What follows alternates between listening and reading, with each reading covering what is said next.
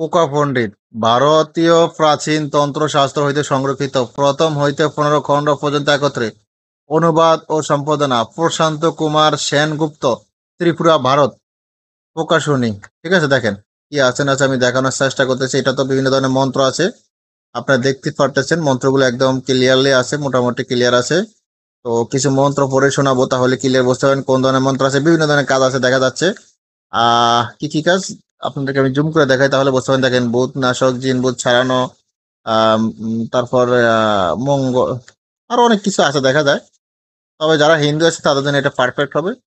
এর ভিতরে কারণ মন্ত্রগুলো হচ্ছে ওং, মানে মন্ত্র শুরুতে ওং, ঠিক আছে। তো যেহেতু যারা হিন্দু তারা এইসব মন্ত্রগুলো ভালোভাবে বুঝবে, ভালোভাবে উচ্চারণ করতে পারবে। মুসলমানেরা ওং এগুলো ভালো করে উচ্চারণ করতে পারবে না, হিন্দুদের মুখে ওং টুং এগুলো ভালো করে উচ্চারণ হবে।